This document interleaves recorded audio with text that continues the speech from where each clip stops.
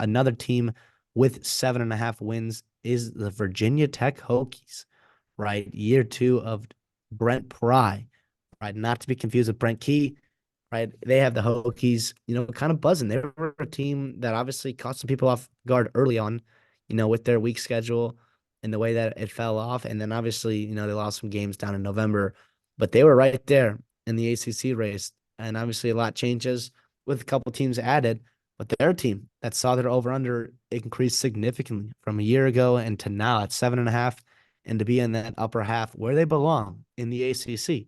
They're bringing in just four guys in the portal.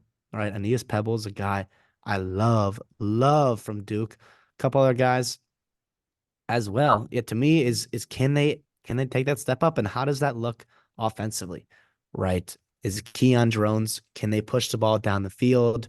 What can they do? Can you open it up? Can you give yourself a little bit more margin of error so that you don't have to just play good defense and run the ball? Yeah, my question is, can Kyron Jones improve?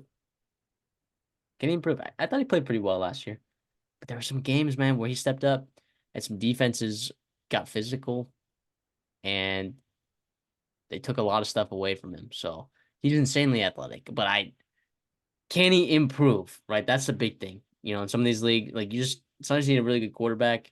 I think Kyron Jones can be a good quarterback. He is a huge step up from anything that they've had in the last couple of years there at Virginia Tech. So that is just my biggest question. Can Kyron Jones take a big step this year? The former Baylor transfer.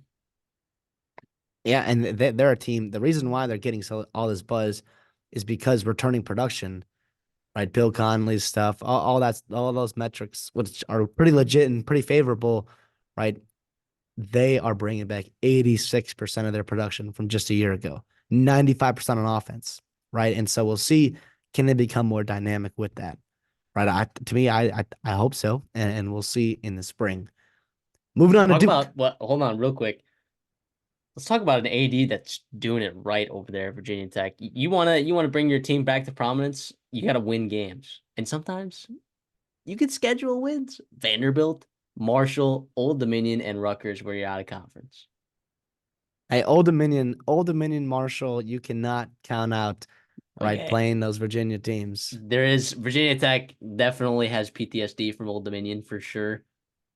But you gotta believe no Jason Henderson over there for the Old Dominion Monarchs, no Javon Harvey. I I think I like Virginia Tech in that spot, even though they're going to Old Dominion, which is still so silly that they do that. It's still so silly. I don't know why they I don't. love it though. I love it.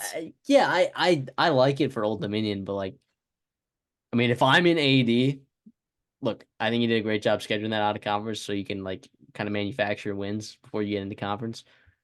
But man, that is a goof up if you ask me for sure. But then, this is not the first time they've played at Old Dominion quite a few times. So this is nothing new. This is not like I'm looking at this and I'm like super surprised that they have played there several times in the last couple of years. So or at least half decade, whatever.